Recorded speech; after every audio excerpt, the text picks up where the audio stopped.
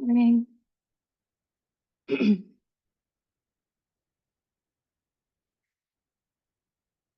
right, I think we'll get started. Hi, everyone. Thank you for joining the webinar on the Canadian Aquatic Barriers Database project. My name is Alex Ladadio, and I'll be your host today. I'm a senior spatial analyst working at the Canadian Wildlife Federation on the Canadian Aquatic Barriers Database project specifically, but also working on other projects under a freshwater program that strives to improve the state of fish passage and freshwater connectivity in Canada.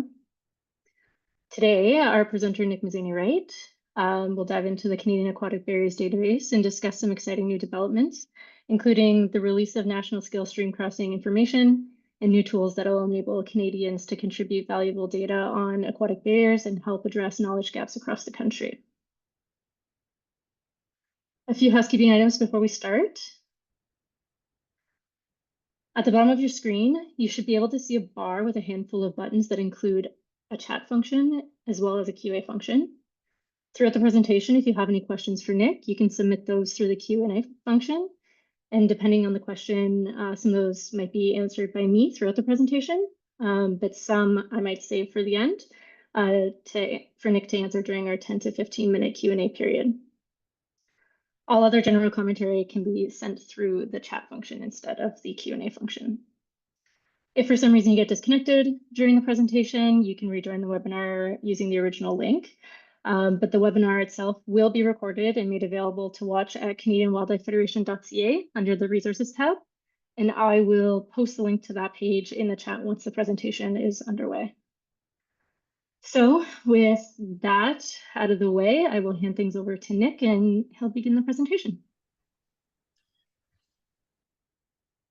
Thanks, Alex. Hi, everyone. It's a pleasure to be here to talk to you today about the Canadian Aquatic Barriers Database.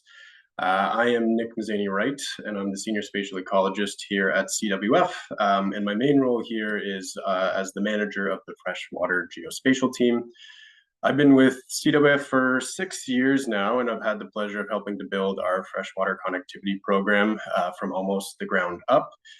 My background is in geospatial analyses and the restoration of freshwater and wetland ecosystems, and I bring that into my work here, where I oversee the development of geospatial models and conservation planning tools to assess, prioritize, and restore freshwater connectivity in aquatic ecosystems. So it's nice to meet you. And I'm going to talk about some exciting new updates we have to the Canadian Aquatic Barriers Database, or the CABD. And we timed that release to help celebrate World Rivers Day, which is on September 22nd, so this Sunday. Let's talk about CWF's National Freshwater Connectivity Program quickly.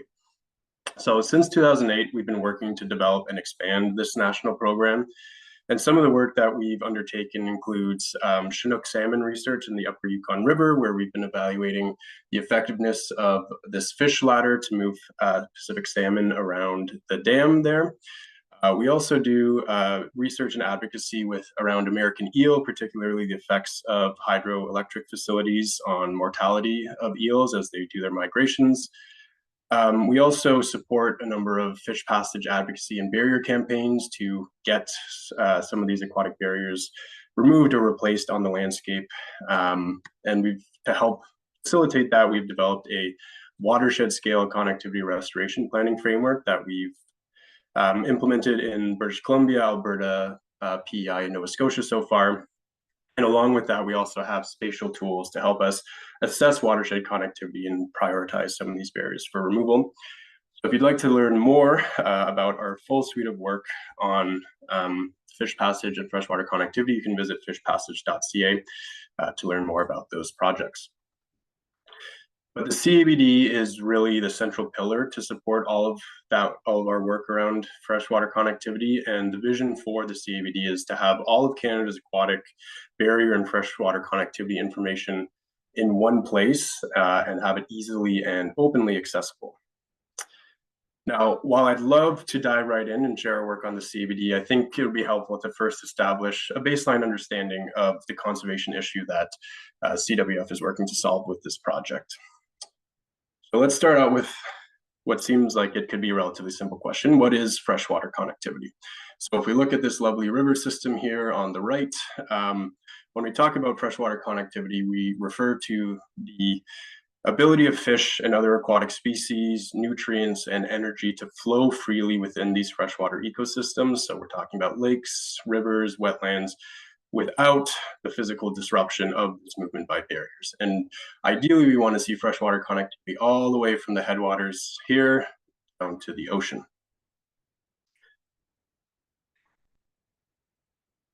Now, connectivity is vital for maintaining processes like fish migrations to important habitats in order to complete their life cycles. It's also important to distribute food resources and nutrients throughout the system. Every organism in a freshwater system relies on this movement of food and nutrients throughout the system, from all the way from fish down to macroinvertebrates and microbes. And disruption of freshwater connectivity can disrupt that movement of those important energy sources through the system. And connectivity is also vital for regulating water temperatures, which is becoming increasingly important, especially in the face of a changing climate in Canada. Unfortunately, in many freshwater ecosystems across the country, aquatic barriers disrupt these processes and disconnect portions of our streams, rivers, and lakes. And freshwater connectivity has actually been declining in Canada in recent decades and is identified as a threat to many aquatic species at risk. So, with that understanding of what freshwater connectivity is and talking about how aquatic barriers disrupt that, what exactly is an aquatic barrier? Well, simply, an aquatic barrier is any structure that disrupts the connectivity of freshwater ecosystems, and this can include both natural and human-made features. From a conservation perspective, we generally talk about aquatic barriers based on its effects of fish passage. And so when we say fish passage, we're simply asking the question, can fish or other species move freely past this structure and reach other parts of the watershed? So we talked about natural features. So streams and rivers can be disconnected by natural features, generally waterfalls, but also other sources like log jams or particularly steep portions of the stream, which, if severe enough, these have likely always blocked fish passage and fish movement throughout history, and we generally don't consider these natural barriers for any type of fish passage restoration work. On the other hand, human-made barriers are generally pieces of infrastructure like dams, stream crossings, and lateral barriers. So these are things like dikes or levees or embankments on the sides of rivers that prevent that natural meandering and movement of rivers and disconnect some of those important wetland and side channel habitats. And these are artificial structures that are constructed on the landscape, and they disconnect important parts of freshwater systems. And these are the structures, the aquatic barriers that have increasingly been the target of restoration efforts across Canada to improve fish passage and connectivity. So when we talk about aquatic barriers, there are a few different types, but we're going to focus on a couple today, primarily dams and stream crossings. And so dams are a structure that is built across a stream, a river, or a lake to hold back or redirect water for the purposes of generating electricity, storing water, controlling floods, providing water for irrigation systems, things like that. And a weir is essentially just a type of low head dam that allows water to flow over the top or the top of the structure or part of the structure. So dams, in most cases, will block fish from swimming upstream unless there is a special path called a fishway to help them get past. Talk about fishways a little bit more in a second. In addition to blocking fish passage, dams also have other effects. They restrict the amount of water in these systems. They disrupt the downstream movement of nutrients and sediments. If you put a wall in a stream, it's going to back that water up. All those nutrients and sediments that would be flowing downstream then get trapped behind the dam wall. And dams also change the temperature and structure of the water body, changing habitats and the types of species that can take advantage of those habitats. Now, dams can be built with fishways to improve fish passage, so there is some mitigation that we can do to improve connectivity. Other type of human-made barriers that we're going to talk about are stream crossings. Stream crossing is essentially a catch-all term for any piece of transportation infrastructure. So we're talking about roads, rail lines, trails that cross over a stream or a river. And where these crossings occur, a structure is needed to allow people, vehicles, or animals to cross the water body, but also to allow water to continue to flow through the system. And there are a few different types of stream crossings that we'll talk about, but stream crossings can generally be categorized into three classes: open bottom structures, closed bottom structures, or ford-like structures. So we can see here an open bottom structure, a closed bottom structure, and a ford, which we'll talk about in a little bit more detail. But while stream crossings make it safe and easy to cross over water bodies, they can often prevent fish from passing through them. They also restrict the movement of sediment and nutrients and can actually change the habitat structure of water bodies by causing them to widen or narrow. And ideally, we would like to see stream crossings as open bottom structures in order to improve fish passage. So what are these open and closed bottom structures that we're talking about? Well, open bottom structures are generally bridges, but they broadly refer to any structure that allows water to flow freely underneath it without interacting with the stream bed. So in this photo on the right here, you can see that there are side walls to the structure and a top, but there is no bottom to the structure that interacts with the stream bed, and the stream can flow freely underneath the structure. And so because of this, these types of open bottom structures rarely block fish passage if they're designed properly. On the other hand, closed bottom structures are usually culverts, which are these pipe-like structures you can see in the photo, and they have a solid bottom, which covers the natural stream channel in a lot of cases. And while many of these closed bottom structures are designed to pass water for engineering purposes so the road doesn't fail, they're not necessarily designed to pass fish. And culverts in particular frequently block fish movement if they are too narrow.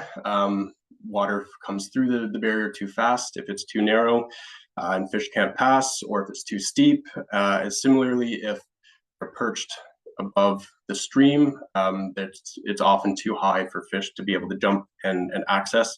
And so these closed bottom structures actually frequently block fish passage, and are the biggest fish passage issue we see with stream crossings.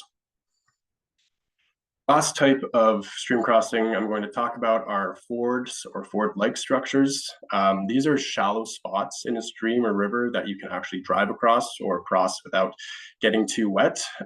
These crossings can have natural features, just sort of rocks and stones in the stream, or it can actually have human-made engineered concrete structures to make the water shallow enough for vehicles to pass. But in almost all cases with fords, water is still flowing over top of the structures. And so while they can block fish passage, it doesn't happen too frequently just because we do have that water flowing over top. And as long as the water is deep enough, fish are able to pass. The last type of structure I want to talk about are fishways. So fishways are not a barrier. They are structures associated with other barrier types. And a fishway is a purpose-built structure to help fish get around these barriers. And this is usually done by providing a series of steps or channels that the fish can use to swim upstream, allowing them to reach important habitats. And they come in many forms, from pool and weir systems to fish ladders to vertical slot fishways, to the most pretty and desirable of the bunch, these nature-like bypass channels, which actually mimic natural stream design. So we talked about some of the negative effects that aquatic barriers have on freshwater ecosystems, but it is important to understand that these aquatic barrier structures often are important infrastructure features that provide social and economic value.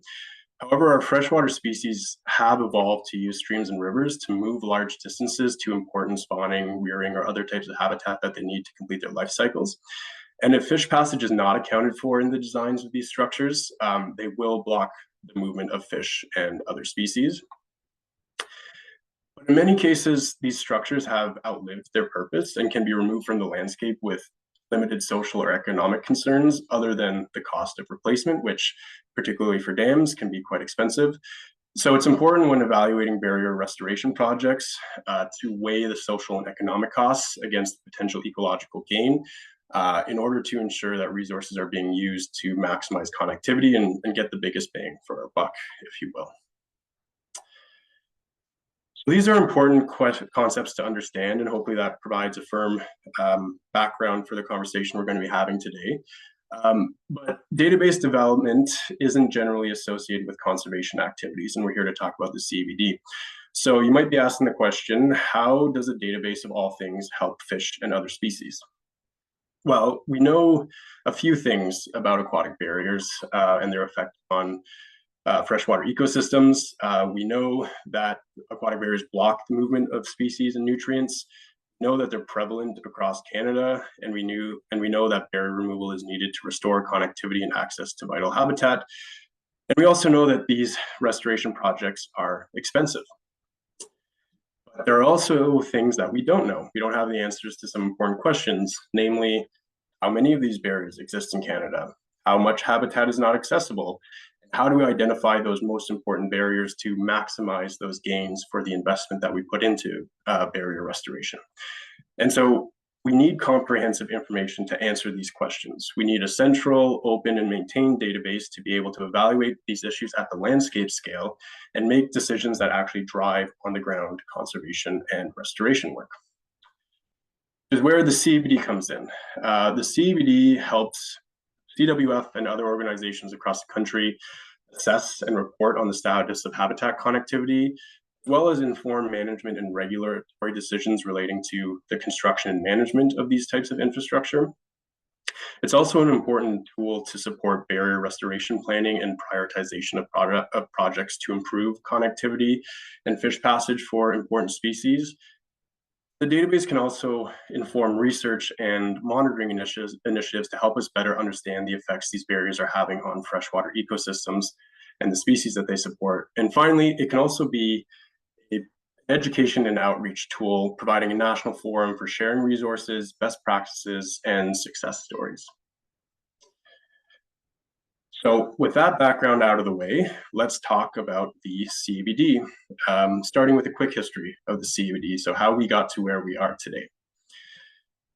So this project started in 2019, and CWF wanted the CABD to be that central pillar of the suite of tools we're developing to support the National Freshwater Connectivity Program and to help answer those key questions that we just looked at. And we were really inspired by the work that the Nature Conservancy did in the Northeast US, where they were actually able to demonstrate that a database could be a partnership building tool by bringing groups together, centralizing efforts, and actually promoting on-the-ground gains in connectivity. So while we had our own vision for what the CABD could be, we quickly realized that we are not alone in being concerned about aquatic barriers in Canada, and that the potential uses of the CABD extend beyond our internal needs. And so we wanted the CABD to be something that could improve collaboration and partnership, which led us to launch a pretty extensive partner engagement process so that we could answer questions like, what type of work could the CABD support? What information would be useful to people across the country, and how would users like to access the data? And so this engagement process really was the basis for informing the development of the CABD, so that we were creating a product that is as useful as possible to as many people as possible. And so one thing I really want to make clear is that the CABD would not exist without all of the great work organizations have done across the country to inventory and create barrier data sets over the years. And the CABD actually relies on these existing repositories in order to exist. But most of these existing repositories are either local in scale, they focus on single barrier types, or they lack standardization. So the information you get in one barrier data set might not be the same as you get in another, which makes it difficult to do some landscape scale evaluations. So with the CABD, we wanted to provide national coordination without duplicating effort. And we don't want this to just be a one-way street where we're just the beneficiaries of receiving data. And so we work to establish what we call reciprocal data sharing relationships, where we can actually track each and every update that's made in the CABD and share that information back to data providers. So if they would like to still maintain their own repositories, they can do so with some added information that we've been able to gather throughout this project. And so that led us to our first release of the CABD, which happened in September 2022. And that included national coverage of dams. We had about 30,000, just over 30,000 dams in that first release, 22,000 waterfalls, and just over 400 fishways. So not a great ratio of fishways to dams, but we're working on that. And this information came from over 100 different data sources, and it took a lot of work to compile this information and standardize it into one central location. So I'd just like to thank my wonderful team who worked really, really hard pulling this together. It was a many years process, but we're really happy with how it's turned out. But we didn't just build a database. Having the database is great and we could share it with people, but we also wanted to make this information openly available and easy to access. And so we also developed a web tool to go along with the database that allows you to explore, filter, and download the data through a web browser. And so let's quickly talk about the CABD data sets. Are these data sets perfect? No, absolutely not. The data sets are never going to be perfect. Data gaps exist. We're going to be missing structures. It's just not possible to map all of them with the existing data sets that were out there. And we know that we're missing attributes and key information for a lot of the structures in the CABD. But what we have been able to do is make the CABD the most comprehensive and standardized barrier data sets that are available at a national scale. And we're continuing our hard work to fill those data gaps through a number of different means. And since that first launch in 2022, we've actually been able to add information for over 3,000 features in the CABD. And that number is always growing. So we've looked at the past, how we've got here. Now let's turn our attention to the present and this upcoming CABD release in celebration of World Rivers Day. So there are two exciting updates that we're happy to share. The first one is a data set update. So we are adding a new type of aquatic barrier to the CABD by releasing the National Stream Crossings data set, calling that version 1.0. And the second update is a new feature, which we're launching that will allow anyone to send us information on barriers in Canada directly through the web tool. And we're hoping that these updates will help us better understand the effects aquatic barriers are having on fish and fish habitats, and will also help improve the CABD over time by filling those data gaps that we talked about. So what can you expect from the stream crossings layer? Let's quickly just revisit those questions that we're hoping the CABD can answer. How many barriers exist in Canada? How much habitat is not accessible? How do we identify the most important barriers? Dams, waterfalls, and fishways, they get us partway to being able to answer those questions, and they've been key in supporting connectivity, conservation, and fish passage restoration work to date. But to fully answer these questions, we need to consider all types of aquatic barriers and how they relate to each other on the landscape, and that includes stream crossings. So the National Stream Crossings data set, this first version, is made up of what we call modeled crossings. And model crossings are automatically generated stream crossings from the intersection points of stream and transportation networks, so those roads, rails, and trails in Canada. And we have digital layers representing these features, and anywhere a transportation network crosses paths with a stream or a river, we assume that there is some kind of crossing structure there to help get that road, rail, or trail across the network. And so what that looks like practice with this relatively overwhelming screenshot, we have the road networks in orange and the stream networks in blue. So these are these digital representations. And we can see anywhere where there's an intersection, we get these gray dots, which are these assumed model crossings. Now, this is not a perfect data set, but it is a necessary starting point. And these model crossings have not been field verified. No one has gone out to look at them in the field. And so many of these will actually not be barriers to fish passage, and some might not even exist just due to inherent errors in the stream and the transportation digital layers. They're not always accurate representations of what's actually on the ground, but they're the best information that we have available to us. So with this new release of the stream crossings layer, we've also been able to make updates to existing CABD data. We're now pulling from over 800 different data sources, and we have now over 36,000 dams, 25,000 waterfalls, and still 400 and some fishways. And the big reveal is the newly released stream crossing, modeled stream crossing data set. There are over 1.5 million of these in Canada. 1.5 million stream crossings, that is a big number. And it is much higher than the 36,000 plus dams we have in the CABD. And so the sheer number of these stream crossings would imply that they have a significant cumulative effect on freshwater connectivity, which makes it seem like an overwhelming problem. However, while most dams will likely be barriers to fish passage, as I mentioned, many of these modeled stream crossings may not actually be barriers to fish passage. So how many of these modeled stream crossings are actually potential barriers to fish passage? So if you'll bear with me, we're going to look at some numbers, but let's dig into the numbers because I think it's important to put this 1.5 million stream crossings in context when thinking about the scale of fish passage issues posed by stream crossings. So we can begin to reduce the estimate of the number of stream crossings that might pose fish passage concerns from that 1.5 million by starting to look at open bottom structures. As we talked about, we know that there will be many bridges or open bottom structures that rarely block fish passage on the landscape.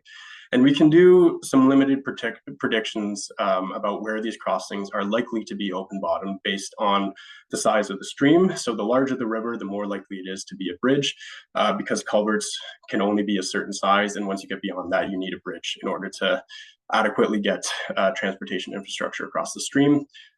We also have information from those digital transportation layers that actually have some information on where bridges are. They're built in, so we can pull that. And we can also do review of satellite imagery. If you look at Google Earth or Google Maps or any other satellite imagery source, you can actually see just from the imagery sometimes where a structure might be an open bottom clearly from just by looking at it.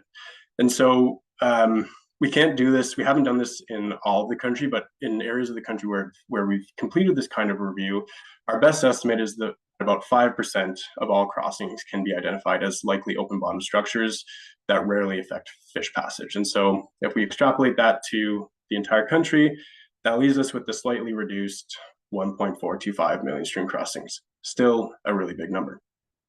But we can reduce that even further by excluding structures that are on the smallest streams. The condition of headwater streams is extremely important for fish because they contribute to downstream habitat quality. However, they often do not support usable fish habitat. And so barriers to fish movement here are not generally a significant concern. And so we have stream order, which is a measure of stream size. And first order streams are the smallest, and they often represent those headwaters in the systems or drainage gullies in higher elevation areas. And we only have stream order data for a portion of those countries, but in those areas, we find that about 61% of all stream crossings fall on these first order streams. So nationally, that means that as many as 915,000 stream crossings may fall on first order streams and have a lower likelihood of fragmenting used fish habitat, which leaves us with about 510,000 stream crossings that are potential barriers. And these are the structures that we would want to go out and assess in the field to evaluate if they are indeed barriers and if they block important habitat for important species.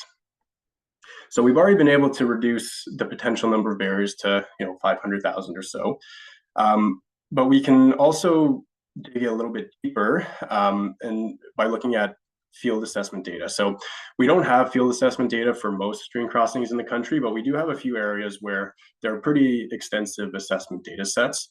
And so answer the question of those 510,000, how many might have potential fish passage issues? we can look at the rates from those assessments, and we see that about 60 to 80% of these stream crossings have fish passage concerns, so are either partial barriers or full barriers to fish passage. And so if we apply that across Canada, that leaves us with between 300 and 400,000 stream crossings that may have fish passage concerns in Canada. And even then, not all of these are likely to be priorities for restoration. So this is still a big issue. 400,000 is still a big number, but it is a solvable issue, especially when we think about this number in relation to how big of a country Canada is. And this is a good starting point to prioritize assessments and other efforts to quantify the effects these structures are having on freshwater connectivity. And as we continue to update and refine stream crossing data in the CABD, we'll better be able to prioritize restoration efforts to improve fish passage and open up important habitat for fish species. So thank you for bearing with me through those numbers. It is important context because 1.5 million is such a big number, but it is a tractable issue that can be solved. The other part of this new release that we're excited about is the ability for us to accept public submissions of barrier information. So we just saw that there are a lot of potential aquatic barriers in Canada and a lot of data points for which we need more information. And despite CWF having a dedicated team who are continually seeking out new information to incorporate into the CABD, we can't do this on our own. We need help. And this is where hopefully all of you can come in. So with this release, we're launching a new feature that allows anyone to provide information on aquatic barriers directly through the web tool. We've tried to make it as easy as possible to share any knowledge you have about structures in your area. So once you're in the web tool, which we'll look at in a little bit, all you need to do is find the barrier you're interested in on the map, navigate to it, click on the barrier point, and once you do that, a pop-up will open, displays some of the information we have for that barrier. And if you notice that we're missing any information, you can click on this Update This Information tab here within the pop-up, which will bring up this form that you can fill out. And we're looking for a few pieces of information from you. We're looking for your name, email, and organization if it's applicable. This is really just so that we can get in touch with you if we have any questions about your submission. This is information that will be integrated into the CABD and made publicly available, so we do want to make sure that it is as accurate as possible. We also have the ability for you to provide a data source. This can just be sort of your local knowledge, or if you have a website or other source that you know of, you can provide that there. And most importantly, we need the information you would like to provide us. So this can be anything from the name of the structure to the height, whether it blocks fish passage, whether it's still in operation, or anything else that you'd like to share.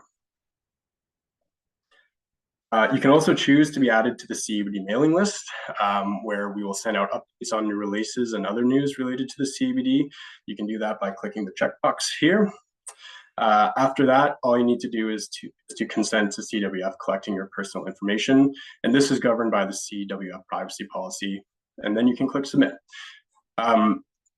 Your information will be stored securely and won't be shared with anyone beyond the CABD project team, but we do need some of that personal information, as I said, to be able to follow up with you about your submission. And this form will automatically submit to a review table where our staff can take a look at it, review the information, reach out if we have any questions, and then update the information in the database. We're hoping with this new feature, we can work with Canadians across the country to improve the CABD more quickly and provide an even better product to support freshwater connectivity and fish passage work in Canada. And any help that you can provide is much appreciated. Let's get to the exciting part. We're actually going to do a demo of the web tool. I'm going to walk through it. This is actually a sneak peek. This new update won't go live until next week after World Rivers Day, but once that's done, it will be available at aquaticbarriers.ca, and we'll also take a look at our documentation site at this link here, which provides some more information and guidance on how to use the web tool. So you go to aquaticbarriers.ca, this is what you will see. You see the map space showing Canada, showing some aquatic barriers, along with the left panel here where you have the functions of the web tool and different things that you can do. You have a legend up in the top corner here that you can minimize if you want more map space. But this shows us how the aquatic barrier data is shown in the web map. So the feature type is represented by the shape of the icon. So dams are squares, waterfalls are triangles, all crossings are circles, and fishways are this little fish icon. And the color of the icon denotes the passability status. So green passable, yellow partial barrier, red barrier, purple if we just don't have enough information to know whether it's a barrier or not. And then we also have some structures that have been removed or decommissioned, or where we found that the structure doesn't actually exist on the landscape. You can also navigate the different layers here in the layers tab of the left panel. And so this is where you can turn layers on and off. So really quick. And just display the layers that you're interested in. You will notice that you don't see 1.5 million stream crossing points on here, and that's because disable the display of model crossings at certain zoom levels, because it would just be too overwhelming to show all of them when you're looking at large parts of the country. But as you zoom in, the model crossings will display. And we also have a watershed layer, which is taken from the National Hydrographic Network. So if you're interested in just looking at a particular watershed or a set of watersheds, you can use this data set to help filter down the data. And you'll notice in the top right corner here, as you hover over watershed, you get the name of it, which can help you with the filtering. We also have the ability to search the data in the web tool. And you can search on a few different ways. You can search by places, so cities, towns, things like that. If we have a name for the particular structure, you can search the name, or if there's no name, you can actually search it by the ID, the unique identifier that we have in the database. If it's part of a bigger facility, like a hydro facility, you can search by the facility name, and you'll be able to see all the structures associated with that facility. And you can also search by location or coordinates using either latitude and longitude or EPSG, which is another coordinate system. So I'm based in Ottawa, so if we want to zoom into Ottawa, we can just start typing that in there, click it, and it will bring us to Ottawa. And once it loads, you'll be able to see that stream crossings have now appeared. So we're at a zoom level where stream crossings are visible. And so you can see all of the dams and stream crossings. I have waterfalls and fishways turned off. But as you zoom out, when you get to a certain level, you'll find that the stream crossings disappear.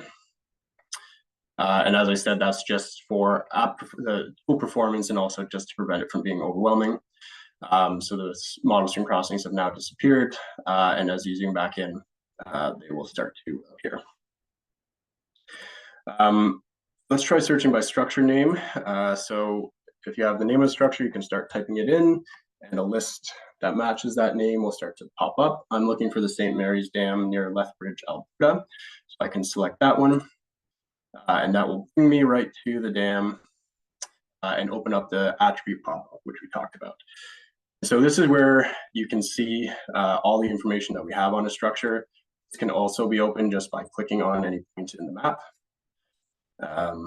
Same thing with stream crossings, but if we go back to the St. Mary's Dam, we have this simple view that has kind of the key information about the structure, things like the name, the height, where it was constructed, what the use is, what type of structure it is. But we do also have a detailed view, which is all of the potential attributes that we would want to know about a dam structure or a stream crossing.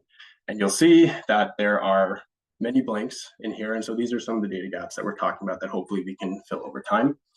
This attribute pop-up is also where you can do that update information functionality that we talked about. So click on a point, if you select update this information, it's linked to that identifier in our database. You can enter your information, what you want, tell us about the structure, you can select or not select to be added to the mailing list, send to the privacy policy, and then submit that information directly to us so that we can review it and integrate it into the database.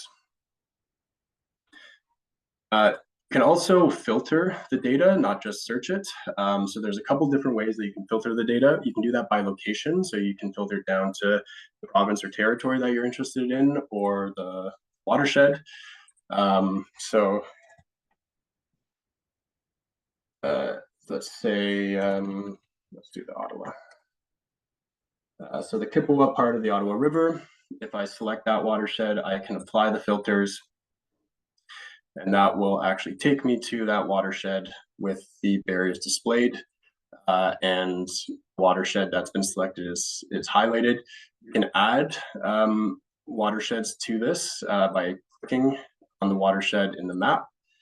And then if you apply filters again, that will include all of the structures within all of those watersheds.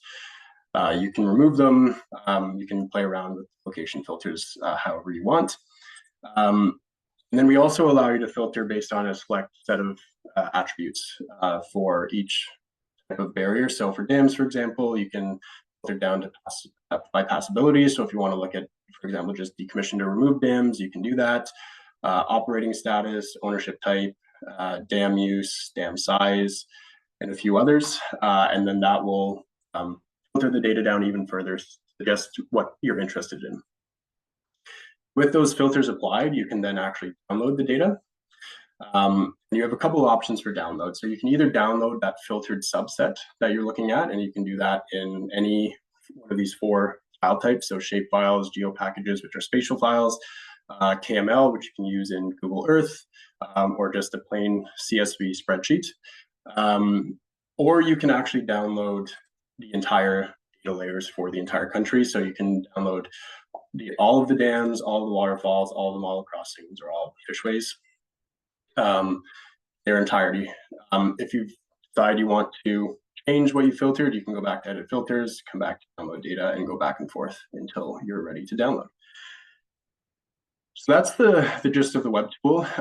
Hopefully you'll find it easy and useful. To help with that, we also have a link to our documentation site here on the side. This will bring you to what we consider to be our one-stop shop for information on the CABD. So in this documentation site, you can get information on what's new, so new announcements, new data releases, including what was included in some of our new data releases and new version numbers. There's an overview of the project if you want to learn more about how it came together. We also have tutorials. So if you're stuck with anything in the web tool, you can come here, and there are sections for breaking down the components of the tool, of the interface, how to search, how to visualize data, how to view the attribute information, how to filter, how to download. And that will be a combination of screenshots, as well as some videos actually showing you how to use some of that functionality. So if you're ever stuck on anything or just want to learn more about how to use the CABD, you can come here. We also have all of our data sources listed. So as I said, we have over 800 right now. You can search this table for a data source that you're interested in, or click on the link to get full citation for that data source if you want to dig into that more. And then finally, the last thing I want to point out is our data catalog. So we have a lot of pieces of information that are related to each of our types of aquatic barriers. And if you're wondering what all of those pieces of information here, what all of those pieces of information are, you can come here to look at that. So if you're interested in what dam function means, you can see the dam function, which is the what is the dam used for? So storage, diversion, detention, as well as descriptions of what each of those categories means. So it just helps you interpret the data a little bit more.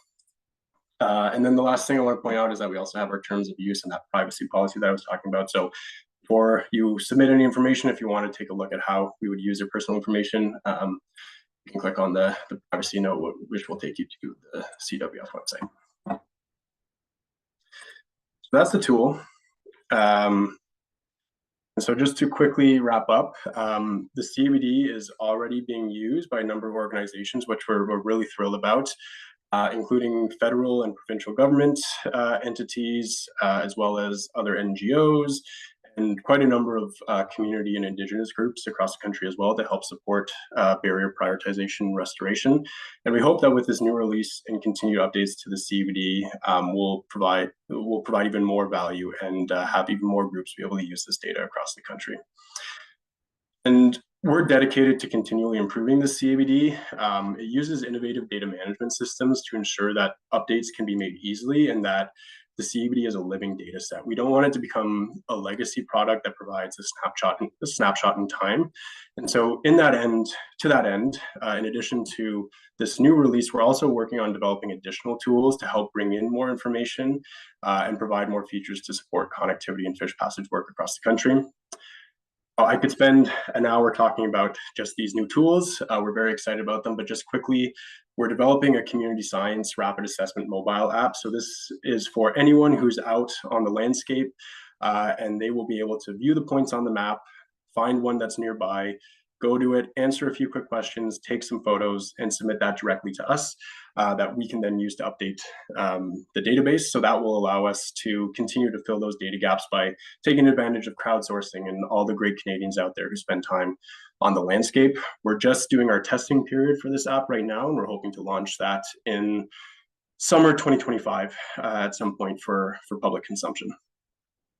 We're also working with a great working group of practitioners from across the country to develop a formal national stream crossing assessment protocol. So this would be for trained professionals to go out and do a full assessment with measuring equipment, collect variables, take measurements, so that we can do a detailed assessment of whether or not the structure blocks fish passage. And the benefit of having one standardized across the country is that we get information in the same format, and that can be put directly into the CABD without having to worry about any kind of standardization or anything like that. And then finally, we're working with the Nature Conservancy of Canada to develop an online aquatic barrier prioritization tool. So this will actually allow you to do barrier prioritization in your area and find the highest ranking barriers that block the most habitat or provide the most potential value directly through your web browser. And right now, it's being developed as a standalone tool that uses CABD data, but we're looking to integrate that further into the CABD in the future. And so just to wrap up, I'd like to say a special thank you to the CWF CABD team. This project would not be possible without their hours and days and months and years of hard work. And it is a lot of work, but it's a worthwhile endeavor. I'd also like to thank the wonderful group of volunteers who have sat on our working group and technical advisory committee and volunteered their time to make this tool the best thing that it possibly can be. And then finally, Refractions Research and Founder Spatial, who are our database and web tool developers who have helped make the tool what it is today. So with that, I am done. I just want to acknowledge that this project is possible thanks to the financial contributions from Fisheries and Oceans Canada and the RBC Foundation. If you have any questions beyond this, you can get in touch with me at my email here. But now I'm going to hand it over to Alex, and we can jump into questions for the last 10 or 15 minutes or so. Yeah, sounds great, Nick. Thanks. So yeah, we'll start the Q&A period, and I'll begin to pull out some questions that were asked throughout the presentation. But feel free to continue to submit additional questions during this time if you have any, and time permitting, we'll be able to address those. Alternatively, if you prefer to ask your question live, just raise your hand and I'll be able to call on you from the participants list. We did have a number of questions come through the chat itself, so I'm just parsing those out. But let's start with the first question that came through from Jason. Jason is wondering, Nick, are non-anadromous salmon and non-commercial species a priority for our work? Yeah, thanks, Jason. That's a great question. From the CABD perspective, the great thing about providing a national data set like that is that you can apply that data for any species that you're interested in. So that can certainly be non-anadromous salmon or non-commercial species. In the work that we do, unfortunately, a lot of the funding opportunities that are available to us as an NGO do focus on some salmon species, particularly on the West Coast and the East Coast, but we do work with some non-anadromous salmonids, for example, West Slope cutthroat trout in BC, as well as Athabasca rainbow trout, bull trout, Arctic grayling, mountain whitefish in Alberta. We're hoping that with these data sets, we can encourage and support groups to perform to assess freshwater connectivity and fish passage issues for the full suite of fish species. Great. Okay, our next question is from Erica. How do you prioritize which barriers should be removed or mitigated first? That is a great question, and not always an easy one to answer, because as I mentioned, there's a lot of social, economic, and logistic considerations around barrier restoration projects. They often provide services like hydroelectricity, irrigation water, moving goods and services across the country. And so generally what we try to do is assess how much habitat could be opened up by removing this specific barrier. How does that compare to other barriers in the landscape? So we try to do this at the watershed scale so that we're not just looking locally, and we want to find those areas that will maximize those ecological gains. So by looking at a watershed or a larger scale, we can actually compare barriers to each other based on how much habitat could be opened up. And then based on the structure type, we can do some valuations of what's the removal replacement cost? Is there some kind of mitigation that needs to happen for some of the services that need to be provided?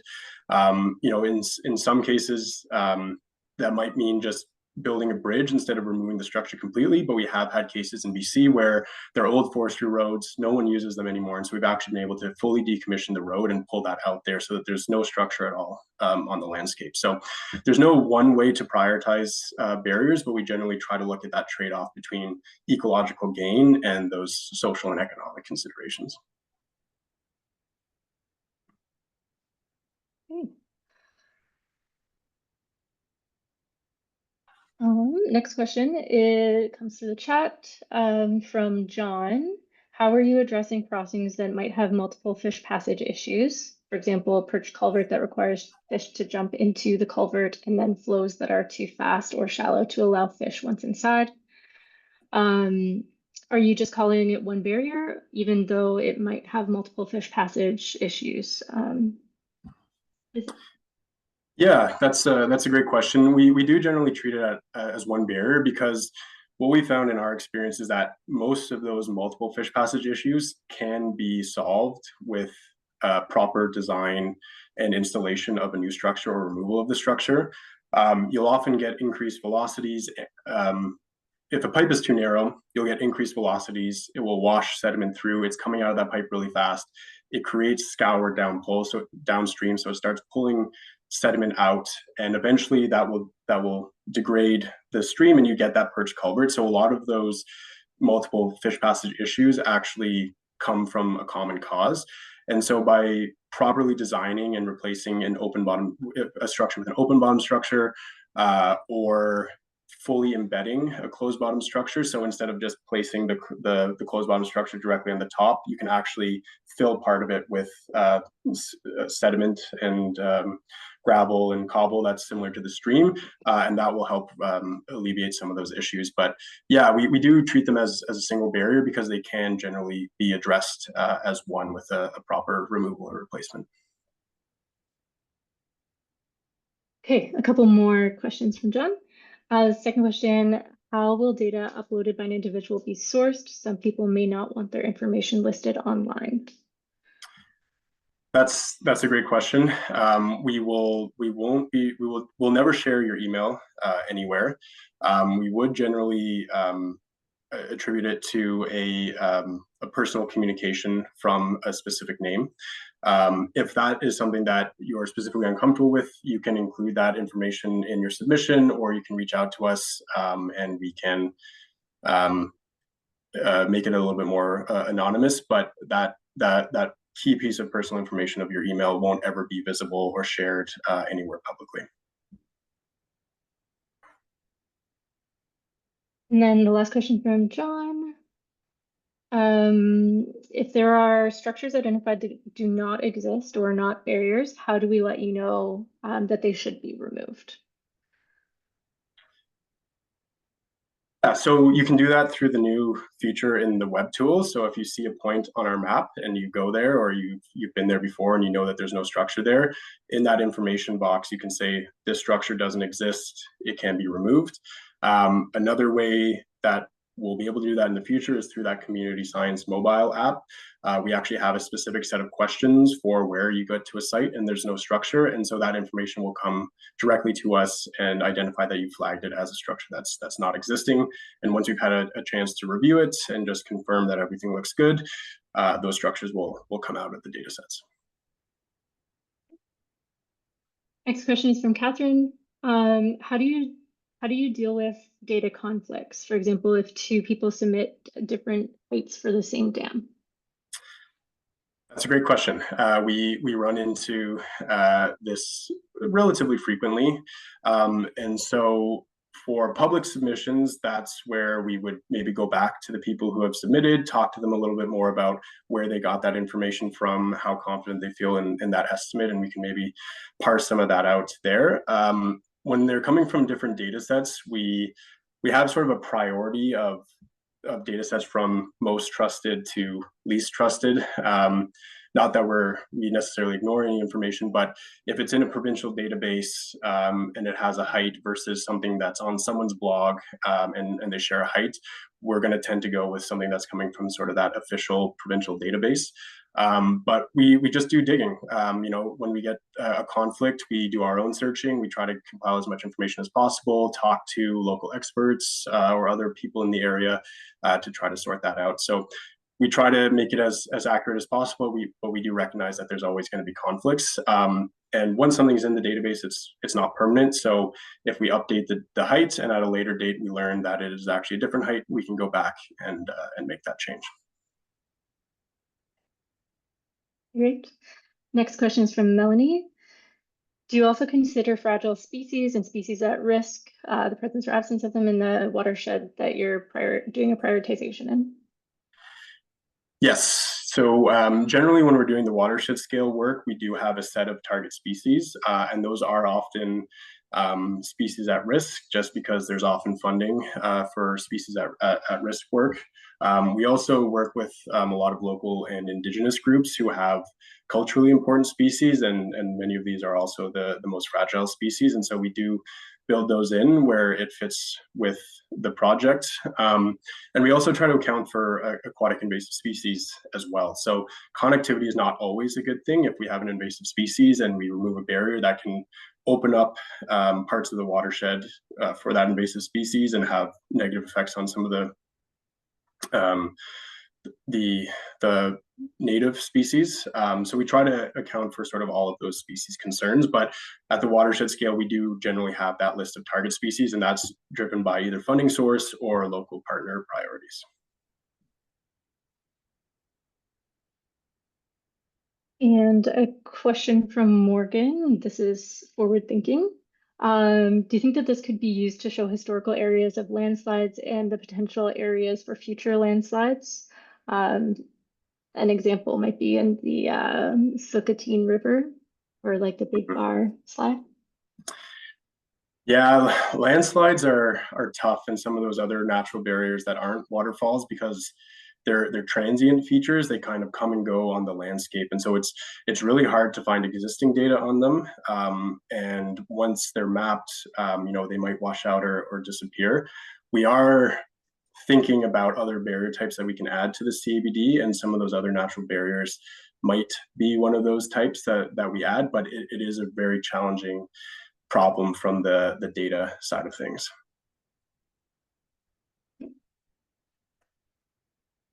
Okay. I think the last question comes from Ryan. I don't believe we've touched on this one yet.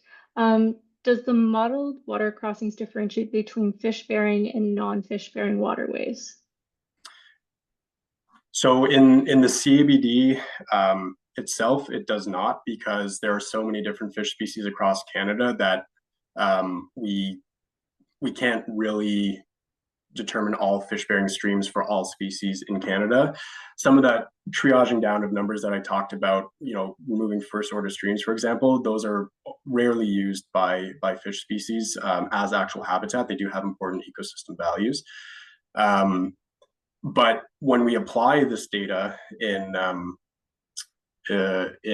our watershed context, or when other groups use it, we do account for fish-bearing streams and even specifically sometimes usable habitats. So just because a stream is fish-bearing and fish can move through it doesn't mean it actually has the conditions for spawning or rearing or some of those key life cycle events. And so we do account for that so that we make sure that we're not prioritizing barriers that just have a lot of stream upstream, but not a lot of habitat. And so it really is, when we apply this at the more local scales, it is driven by habitat and fish-bearing streams. Okay, great. I think that wraps up our Q&A. I hope we were able to touch on everyone's questions. I think there's a couple more in the Q&A that we didn't answer.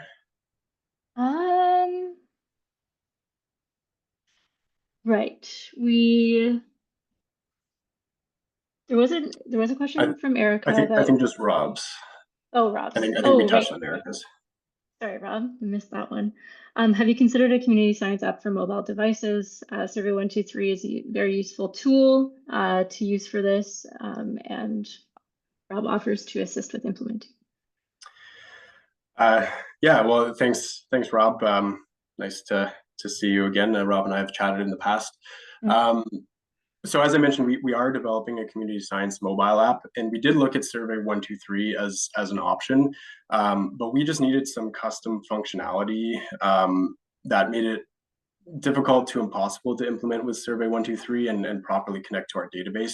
So we have gone and developed sort of native apps for iOS and Android that we're going to be using, but they will have the same functionality as a Survey123 application, where you can just enter the information, take some photos, and submit it to the database. Okay, great.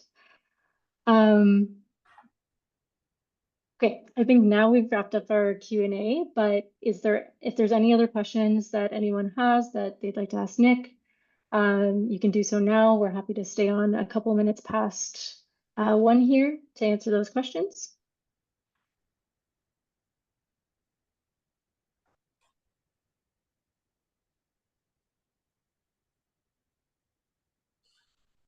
Okay. Well, if anything comes to mind, don't hesitate to reach out to Nick or myself at our CWF emails. I'm not sure if we have them listed anywhere, Nick, but I can put them in the chat for anyone who's interested. And we'd be happy to answer your questions or talk further about the projects in any way. Yes. And if you want to come back to this webinar, it has been recorded. It will be posted on the CWF website. You'll get an email following this webinar with a link to where the recording is, so you can always go back and review that. And yeah, I would just like to thank everyone's time for tuning in to hear about the CABD. We're really excited about the work that we're doing and some of the updates that we're releasing. And we always love to chat about the work that we're doing. So please don't hesitate to reach out if you have any questions. But with that, we'll let everyone go. Thanks, everyone. I hope you all have a great rest of your day.